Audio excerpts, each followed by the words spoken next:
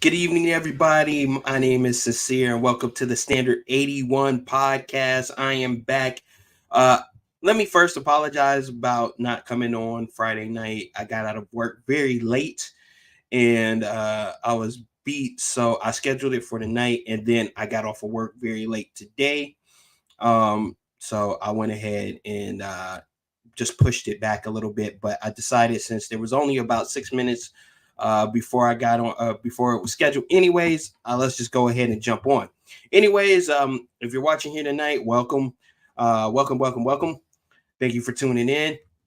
And if this is your second watch after this is all over, type in the comments second watch. I have added the link in there for those who want to jump in um, and chat it up with me. Um, Feel free. Tonight we're going to be talking about selfishness versus selflessness, right? And specifically in the terms of relationships, because I think that that is a big deal in this day and age, especially seeing how things are playing out nowadays. You hear a lot of people uh, asking about what they want, what it is you bring to the table, so on and so on. Uh, but I think there's a big difference that needs to be laid out here between selflessness and selfishness when it comes to relationships. But before I go any further, go ahead and hit that like, share, and subscribe. And let me know in the comments what you think of these discussions.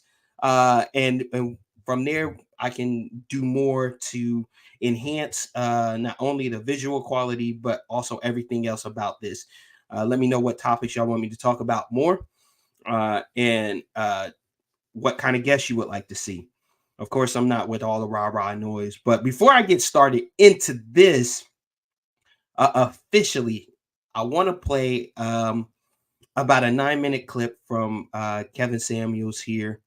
I think I don't think I'm gonna play the whole thing, but I want to show and demonstrate what's going on here with it in this particular clip, and then I'll elaborate more on this topic. So let's get right into it. Um, I'm gonna go ahead and slide myself over here. Let me open up and boom, let's play it. All right, so let's play this bad boy. Excuse me, people. Excuse me, people. You have a child? Divorced? Yes, I do. I'm also a current divorcee. Okay. My first husband, because that's who my daughter's dad is, he is a middle six-figure earner. He's a physician. So I feel like personally I present myself well to men in that financial bracket. Okay. What's the question? My question is, how is it after coming out of a marriage like that, do I then present myself once again to men of that financial bracket? Because you're saying let's that get right to it. How old are you? 31. And your ex-husband did what? He's a doctor. He's a psychiatrist. Psychiatrist. Okay. All right. See, that's the difference. When we say doctor, that's where the real money is. Psychiatrists, psychologists, they do well, but they ain't rich. That's what I said. He's a middle six-figure earner. All right. So, and you said you were married twice? No, he is my first and only husband so far. And how long ago were you married? Up until 3 years ago. Okay. So you're 31? Yes. You got married at 18? Yes. Were you raised by mom and dad? Mom at home and dad not at home. So no. Okay. My mother and father were married. My All right. father All right. lived Hold out on. of Hold on. state Hold on. working. Hold on. So Let me yes. stop this. Let me stop this here real quick. Let me stop it here real quick. And I want to say something here real quick. Notice that she grew up in a two-parent household, and she's going to go into this a little bit later, but this is not selfishness and selflessness is not just limited to those who grow up in single parent households. That's one of the things I want to get. Now, there is more proclivity to that particular to selfishness when you have grown up in a single parent household, but it's still there and it can still be prevalent even if you've grown up in a two-parent household. I just wanted to point that out. Let's continue to play the clip. All right, give me a second here. Yes and no. How much older was your husband than you? We'll say 35 years. Okay, I just need the truth. So, No, he is much older than me. so it's 53. Currently, yes. Okay, why was an 18-year-old man a 53-year-old man? Did your father hook you guys up? No, he's my father's younger than him. For me, it was a personal choice. I was not raised in a household where I had to love or be with any particular race, religion, or sex. If I'd have brought home two palm trees and said that this is what I wanted to be with for the rest of my life, there wouldn't have been any question. That's a damn shame. Um, it's a damn shame. That's a damn shame that you could bring home two palm trees and we think that's okay. But okay, was your ex-husband black? Yes, he was. All right, 53 years old. You could pick him. Great. Why'd y'all divorce? My husband got sick with cancer, and that changed him, and it Okay, changed the hold on. dynamics of our marriage. Hold on, stop. Hold on. Stop the clip. Stop the clip. Stop the clip. Stop the clip. Now, notice what happened here. Notice what happened here. She said she was allowed to pick whatever, right? She was allowed to do whatever in her household, right? So she picked somebody based on what she was allowed to do, right? Used her own nature, picked what she was allowed to do, and now something has happened. And this is the part of it that I really wanted to press into a little bit and really get into. I don't think I'm going to play this whole clip because it is kind of long, and I want to go into this more myself. But we are starting to get into the meat of this particular video. Here we go.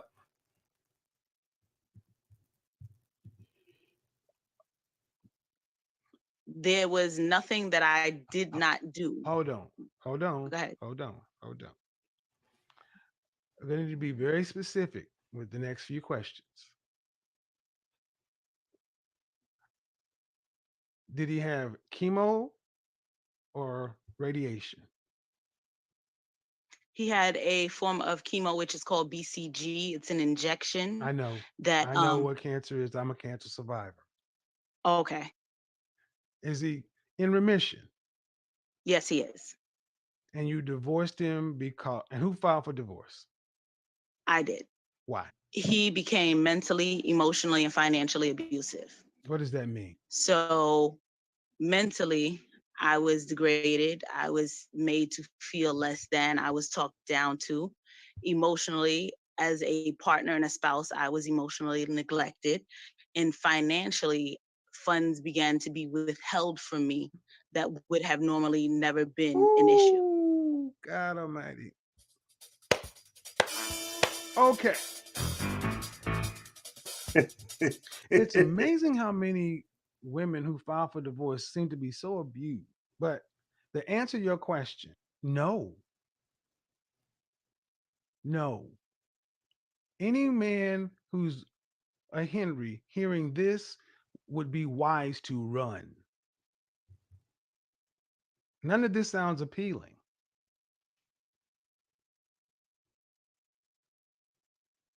Do you understand why?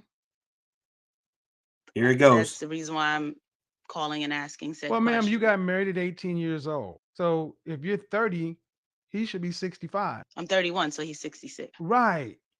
Okay. So for everybody at home, she was 18, married to a 53-year-old, and he took care of you just fine up until he got sick. Correct. And then Here when he we was go. fighting for his life, you became a snowflake. No, when he was fighting for his life, I became a warrior. There was Whoa, whoa, whoa, whoa. Okay, I'll give you that one. But I'm gonna need you to understand what you just said. He was fighting for his life. What correct. war were you in? For your life? No, for my husband's health. Ma'am, you For just said the you were in your husband, you divorced your husband because he became financially abusive. which I wait. Don't Sorry, overtalk can me. I?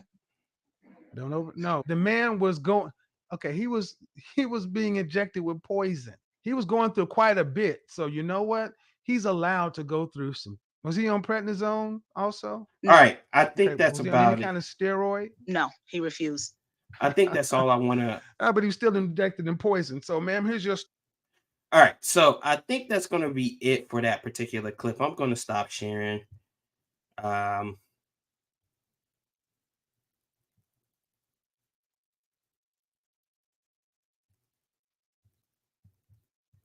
oh shoot!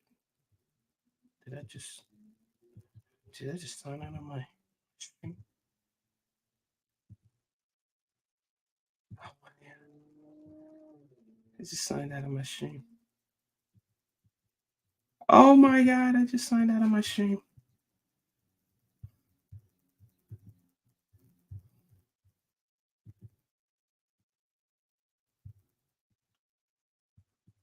Oh my goodness, I just signed out of my own stream. Right. All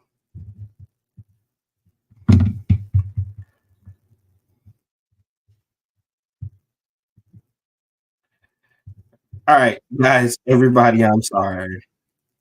I winded up.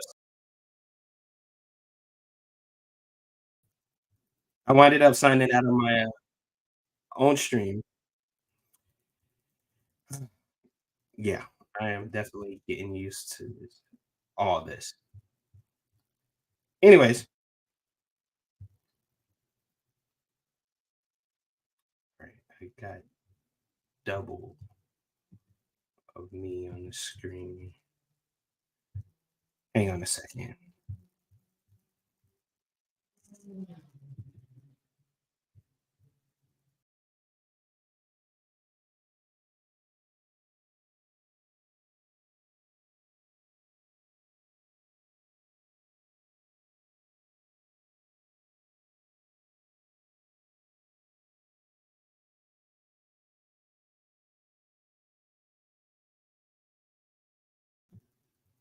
All right, there we go. Guys, this stream is going to be a bit choppy, but I'm going to edit it a little bit, and hopefully this is going to come together great. But anyways, as you seen in the clip, that that to me demonstrated selfishness, right? The lady called into the man show and told and was asking how to get a brand new husband after divorcing her husband who was fighting for his life with cancer. And prior to that, he was doing everything. The man was a psychologist. He was doing everything for her. And then when the tough got going, she got gone. The vows meant absolutely nothing. She jetted quicker than anything you could ever see in your life. And I think that is sad. Now, to reel this back into this topic, I want to read off here the definition of selfishness, right? Or selfish or being selfish. According to the Webster's dictionary, and I'm reading this from my phone, right? It means one who is seeking one's pleasure, advantage, or well being without regards to others, arising without any concern for anyone's welfare other than your own. A an activity of repetitive uh, nuclear nuclear active function, a being of being solely concerned about oneself and one's reputation. That was the Webster's dictionary definition of of being selfish. And you hear it all the time on these on these streams when people start talking about relationships, they start talking about, oh, this is what I'm looking for. This is what I want. This is, woody woo. You never hear anybody say, hey, listen, this is what I'm at. Now, mind you, I do understand they are asking, what is it you are looking for in a person? But then when you start getting deeper into the conversation and saying, okay, if you get this, what is it you add? And I hate that whole line about what do you bring to the table, but that is a uh, good way or a blanket way of saying what is it of value you add to this person's life. And for most people, girls and guys alike, I'm not saying this is just women, girls and guys alike, for the most part, they don't know what they get. Evan Samuels once said this: ask the person what they want from a person, and they can write you a book. They can write you a whole chapters and chapters of books. But you ask them what they bring to the relationship, they can barely write it on a packet of a postage stamp. Um, he was saying that and specifically to women, but I think men do the same thing. Now, the reason I say this is that a lot of times guys look at a lot of superficial things like how you look and you know what she what she's gonna how she's gonna appear in front of your friends. Is she gonna be one of the baddest? It's not until we get older that we start realizing the things that we actually want. And it's the same thing with the ladies, but it seems as though they start adding credentials to character. I'm going to say that one more time. They start adding credentials to character. So not only do you have to have character, you have to have these other credentials that once again add up for her good, and she can't tell you what it is she's going to add of value. Or she'll say, I bring the exact same thing that you bring to the relationship.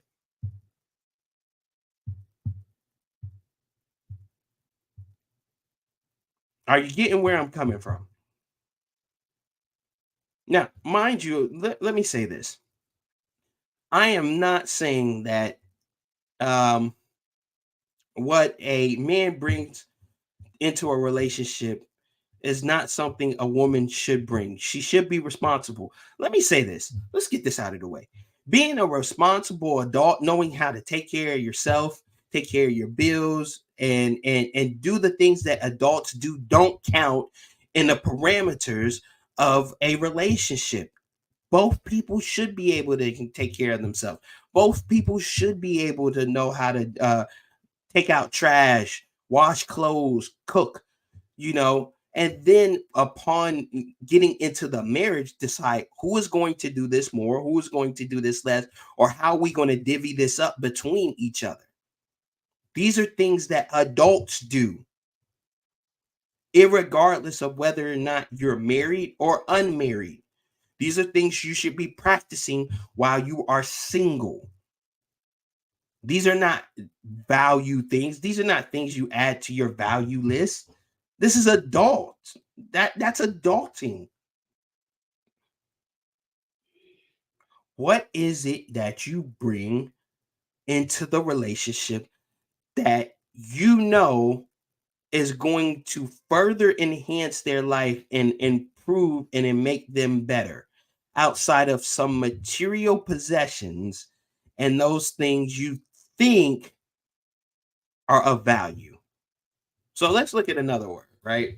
Let's look up selflessness, right? Or selfless. All right, let's look this up. I'm gonna grab my phone here real quick if I can unlock it. Jeez.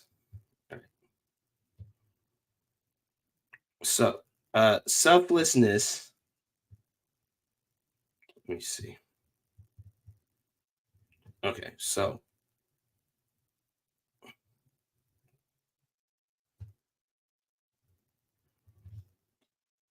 it brought me over to this definition. It says unselfish. Unselfish means to be generous and giving. Unselfish means to be generous or giving. That is the core definition of selfless. Selfless. All right. That's from the Webster's dictionary. Now I'm gonna stop looking at my phone now and focus in on this conversation. See, a lot of times we think about what it is we want. What it is we want. What it is we want. Now I'm gonna take this from the biblical perspective, right? If God only thought about what he wanted, he wouldn't have sent his son, right? He wouldn't have sent Christ because what he wanted was a perfect spouse. a perfect thing to love him and love him back. Now he tried the other way, right? He said, "I'm gonna destroy everything." That was Noah, right? And he said, "Ah, that ain't gonna work. I'm gonna redo that and come back and do that over, right?" But then he said, "All right, check this out. I tried destroying and I tried recreating. It didn't work. I need something better." And for a while, they had a system in place that would allow God and men to interact with each other. But he was like, "That's not, I need something pure because I can't look past the fact that now all of a sudden, after sin has entered the world, they are looking out for themselves rather than looking out for me and my interests." And mind you, the Father God is the only one that really has the right to be selfish because he created all of us. But yet, in a act of selflessness, he sends his son to die for us and take our place. Now, I know for you guys that are not Christian, this is probably mumbo jumbo, but I live my life from a biblical perspective. And when you start really looking at it, you start to see that selflessness has to do more with giving than it does getting. I'm gonna say that one more time. Selflessness has to do more with giving than getting. When you start talking about what you're going to get or what you want or what it is you feel like you need, you start talking selfishly. And because by nature, a lot of us are selfish, it's a lot easier for us to ramble off about the things that we want or the things that we feel we need rather than rather than thinking about what we can do for somebody else. I'm not a and let me say this. I am not the one that's going to tell you I am somebody who don't need improvement in that. All of us need improvement in that. I have areas of selfishness, and all of us do. But we can get better each day if we begin to think of others as we think of ourselves. So ask yourself each and every time: is this the way I would like to be treated? Is this really how I want somebody to treat me in the long run? Or am I just treating people like crabs in a bucket?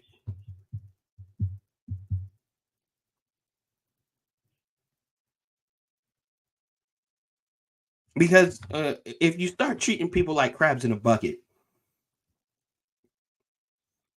all of a sudden you wonder why things are not working the way they should. You wonder why your relationship is going down the drain. You wonder why you're not getting the responses you want. You're wondering why you're not getting the communication you want. Is because you're thinking selfishly. I'm gonna say this: somebody that's quick to apologize and come back to the table and admit they're wrong is acting more selfless than selfish. And if it's hard for you to come back to the table and say, "I messed up, I apologize," then you probably need to check yourself because you're probably really selfish. If you can't think of anything right now, this shout outs to Kendra G for this. If you can't think of three things you need to work on in your life, you are very selfish.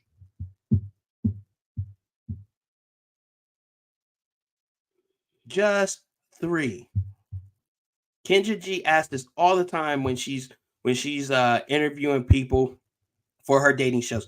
She'll ask it, and the funny thing about it is, after she's done asking all these prying questions about what they want and all this stuff and woo woo woo, she'll ask them right towards the end. So, what are three things you have to work on? And it's always surprising to me how people can't even think of one, or they'll slick compliment themselves about and say that that's something that they need to work on. Like they'll say like this. They're like, "I'm too big hearted and I need to work on not not giving, being so giving so much, huh? How is that something you need to work on? How is that a problem? You need to work on who you give it to. So a better thing would be like, I need to work on learning how to discern better, to pick people more for their character. That's something you need to work on. Not, oh, I love too much and I love too hard, so I need to learn how to start holding back. That's not something you need to work on.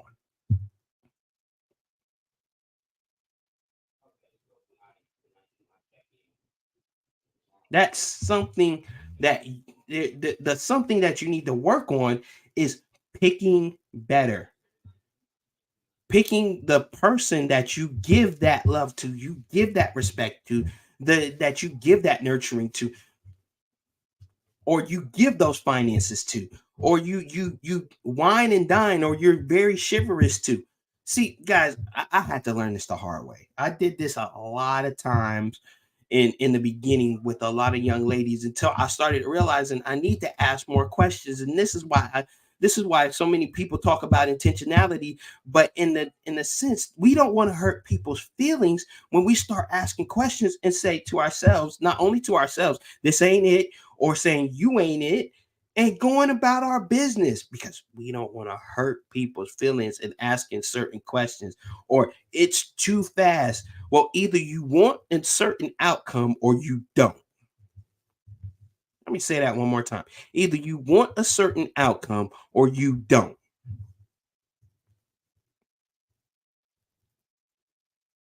Either you want the marriage and you've thought about it intently, or you don't.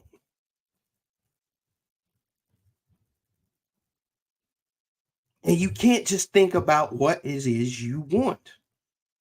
You got to ask yourself, what is it that the person that I'm looking for would want? And I'm talking to guys and girls alike. Guys, I'm going to address the men first. Guys, if you want a certain type of woman, put yourself in spaces with those type of ladies. If you want somebody who's virtuous, who's smart, who's educated, put yourself in those kind of spaces. And I know what you're going to say, there's not a lot of those around, but the more and more you put yourself in those spaces, the more and more you're guaranteed to find one. Because here's the optimal thing. You only need one to say yes. Now, don't get me wrong, if y'all into that crazy poly stuff, I'm not here for that. I'm talking about people that want to get married in a traditional fashion. So if you want to get into that polyamorous stuff, go find somebody that knows about that, because I'm talking about finding a person to live the rest of your life with. You put yourself in places where you can find that particular person, and I'm sure you will come with that outcome. I've ran into some. It's really not that hard. It's just sometimes it's not the right person. Sometimes it's not the right time. Sometimes it's a combination of the two. You just never know. But when it finally happens, you will know.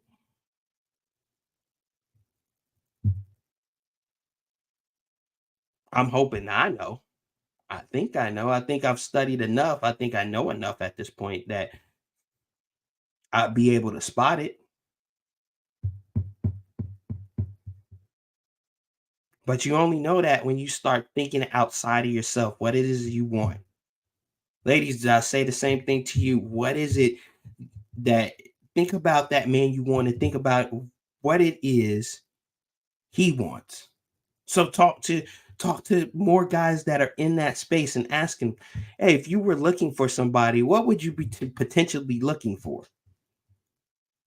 Not only just popping up in the spaces, because you know guys are going to look at you. You know guys are going to entertain you, especially if you're beautiful. But start asking the questions that are really going to get you the results that you want. You can't sit in your house and wish upon lucky stars and hoping that you're going to get a good outcome. Because 9 times out of 10, you're not. You're going to be waiting forever, forever and ever, and hoping that one day something will work your way. And too many of us are just sitting and waiting for something to happen. We got these big laundry list of things that we hope we can get, and we're not doing anything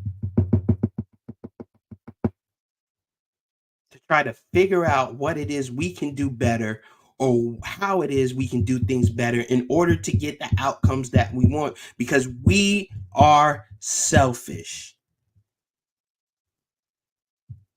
We only think about us. If it's not benefiting me, I'm not sure if I want it. If it's not benefiting me, and this is how society has trained us to think. Here's the word I'm beginning to hate. It's about your happiness. It's about it's about being happy. It's about this ain't about happiness.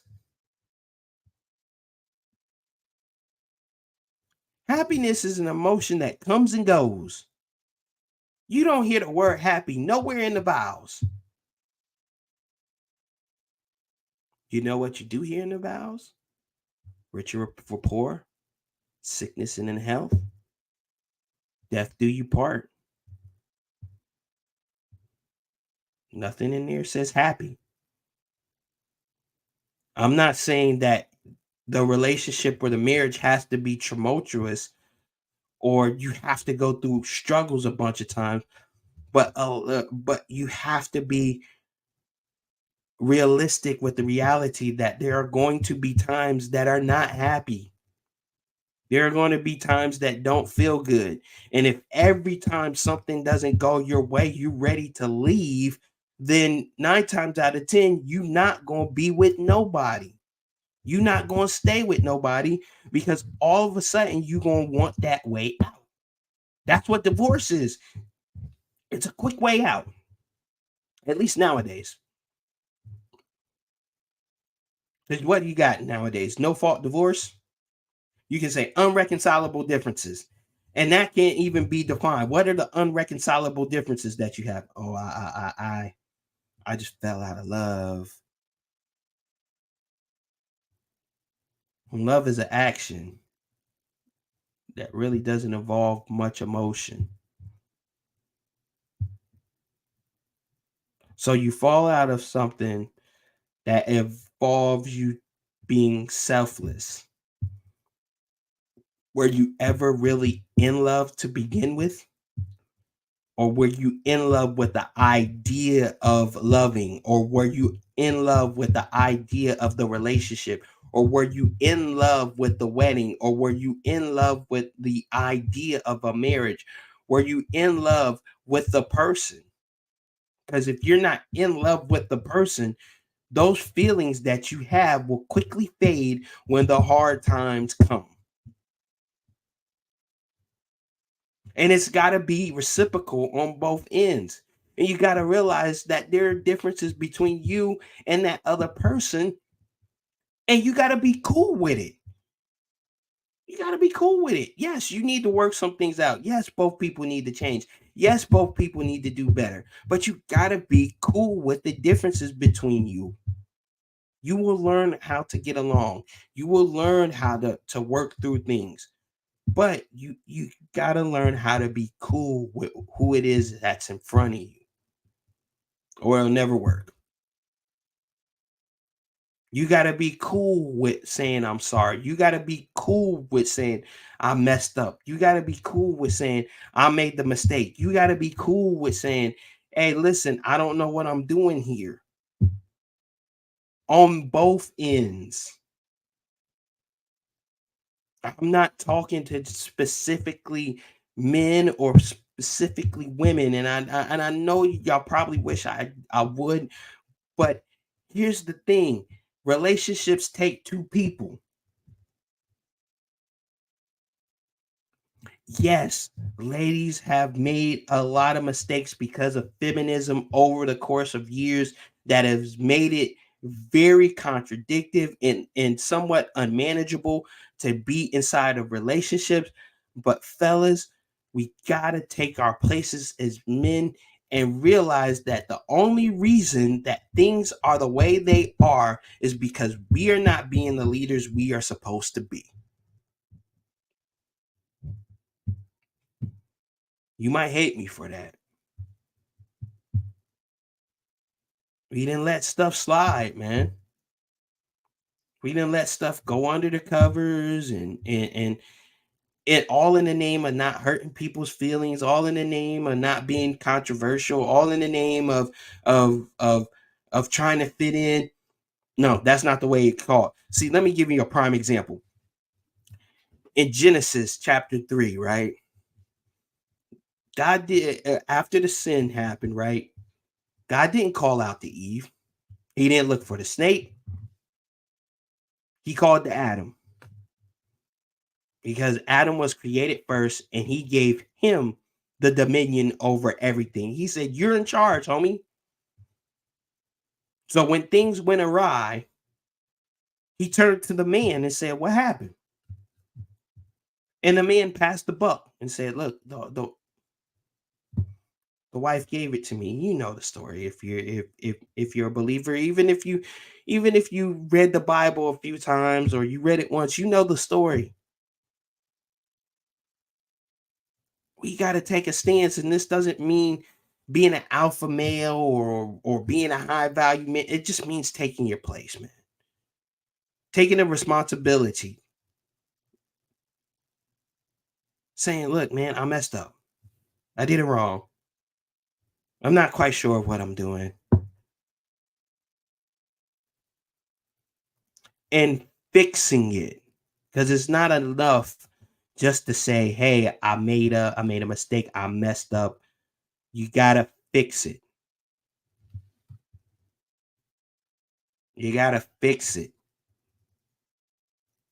My father is one of my greatest examples. I love my father. He has been the example of a man that I hope to one day be. Always provided for the household. We've never had everything we wanted, but we've always had what we needed. And we've had the glory of having most of our desires fulfilled.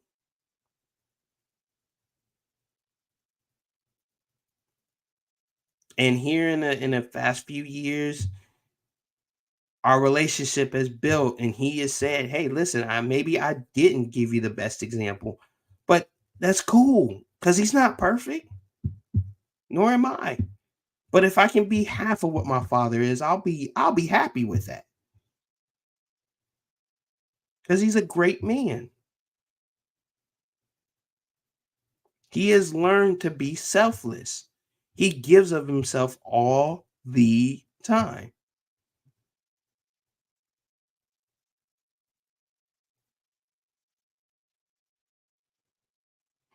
How many people are willing to give of themselves? And not just once, not just twice, not just three times, not when it's convenient, not when you feel like it, all the time. Because for a lot of us, being selfless is at our convenience.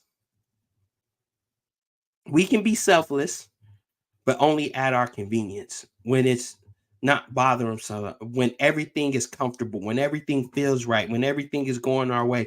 We can be selfless then because it's easy.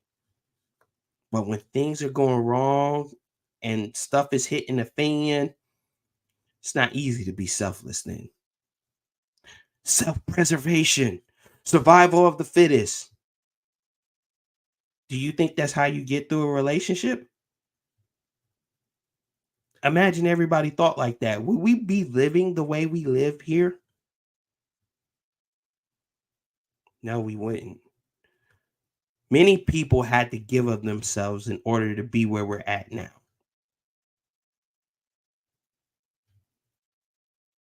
So in conclusion, I'm gonna say this: if you want to continue to be if you want to continue to be selfish, you can throw love out the window. You're never gonna find it. It's never gonna happen for you. If you keep on making up laundry lists and having over glorified expectations, you will never find love. I said it. You will never find love if you have all these crazy expectations. What you need to start doing is asking yourself, what can I do for others? How can I be of service of others? And I'm not saying every single time somebody asks you to do something, you got to do it, because we gotta be able to say no just as well as yes. Sometimes saying no is a selfless thing, especially when it's in detriment to another person.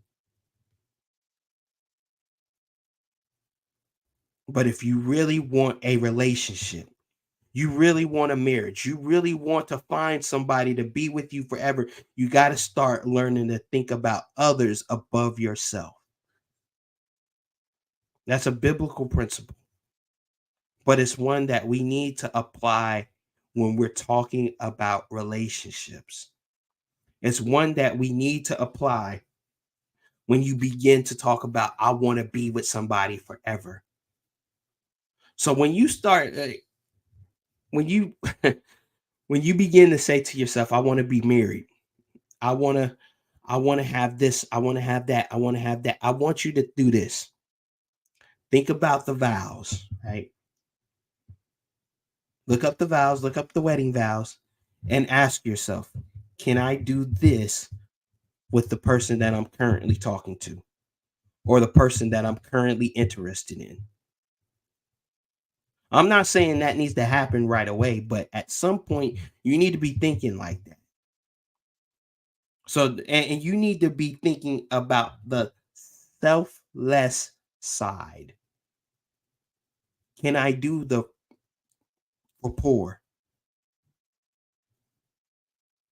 Can I do the bad time? How do I react when things are bad? How do I react when I don't have when I feel I'm not in a comfortable position financially? What is my reaction to all that? I'm working on it. I ain't gonna sit there and tell you I got it all together. I'm working on a lot of areas, but I know I'm better than I was before.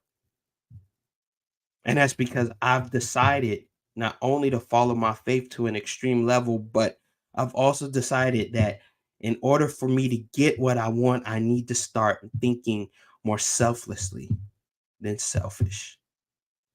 And that's all I'm going to say about that. Guys, it's been long enough. I thank you for tuning in. Check me out over there on TikTok at the Standard 81 Podcast. Also, check out my Instagram at Sincere the Artist. You'll see a lot of content there. I'm going to continue to come with Memoir Mondays and Rant Wednesdays, and then of course on Fridays and Saturdays, one of the two, I'll come with solid topics where either I'll get some videos now that I can get videos up on the screen, or a formatted discussion. Uh, Once again, if you're watching this after it's been recorded, type second watch in the comments, and hit that like, share, and subscribe for me. And I will see you guys on the next one. Peace. Good night.